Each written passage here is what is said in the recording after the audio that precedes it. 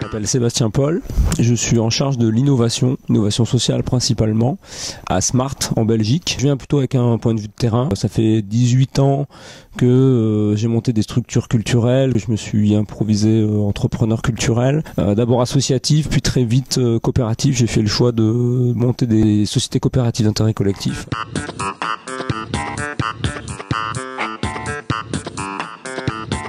Il y a deux sortes de sociétés coopératives, les SCOP, qui sont un peu plus connus peut-être que les SIC. Le SIC, c'est le deuxième type. Les SCOP, ce sont des coopératives de salariés, de travailleurs. Les salariés détiennent plus de la moitié du capital et plus de la moitié des droits de vote. Une SIC, c'est un peu plus compliqué, c'est-à-dire qu'il y a à la fois des salariés, à la fois des usagers et à la fois d'autres acteurs. Il faut qu'il y ait un tiers qui n'est ni l'un ni l'autre, qui peut être une collectivité, qui peut être des bénévoles, qui peut être toute personne, physique ou morale, qui a un intérêt de près ou de loin dans le développement de ce projet sur son territoire. Donc ça crée vraiment des structures où il y a beaucoup d'intérêts autour de la table et il faut chercher la convergence pour réaliser l'intérêt général de la coopérative tout en ayant un modèle économique viable.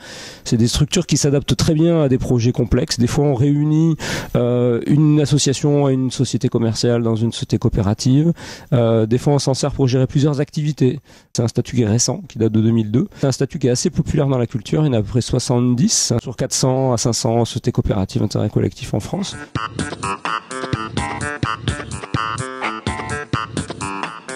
On voit beaucoup de tiers-lieux ou d'espaces de coworking. On voit beaucoup de lieux qui mêlent le numérique, mais le numérique dans la notion d'éducation numérique, dans l'open source. Il y a des restaurants mais qui font lieu de concert sur des péniches. Voilà, il y a des projets qui sortent un peu du cadre de ce qu'on voyait à une époque, qui sont sûrement innovants. Du coup, parce qu'ils sont faits différemment ou parce qu'ils mélangent des activités qui n'avaient pas forcément ensemble. Mais je crois que c'est nécessaire pour en fait, comme on dit, hybrider les modèles économiques. C'est-à-dire que il y a des activités à risque, mais il y a aussi des activités stables et tout ensemble, ça fait une économie. Et si on faisait que l'un, on serait vraiment dans une économie risquée. Et puis à côté de ça, la restauration peut-être nous permet d'équilibrer des modèles.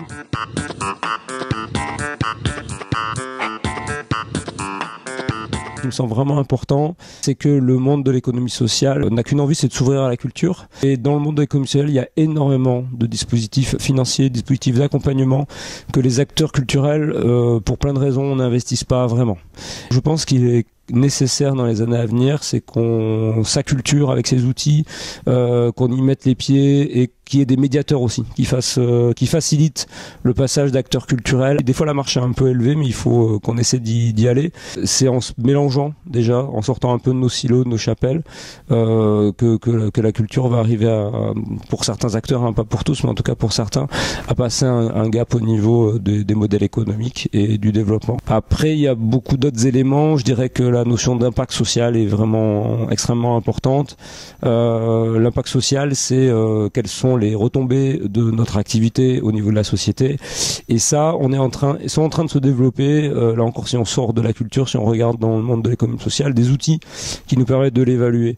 Et je pense que demain, sur des outils financiers, sur des subventions même, il va falloir faire la preuve qu'à la culture, on a aussi des impacts sociaux. Et il va falloir donc du coup avoir des éléments objectifs de mesure qui nous permettent de dire on réalise ça, c'est important, ne nous oubliez pas. Et donc je pense qu'il faut qu'on s'intéresse à ces sujets-là. Ensuite, évidemment, ce coopérative, moi je suis persuadé que c'est un outil qui permet d'associer le public, le privé dans un mode de gestion. Donc ça, c'est un outil qui fonctionne, qui a tout pour se développer dans la culture. Voilà, ça fait déjà quelques éléments. Si je cherche bien, je peux en trouver d'autres, mais c'est déjà des points importants.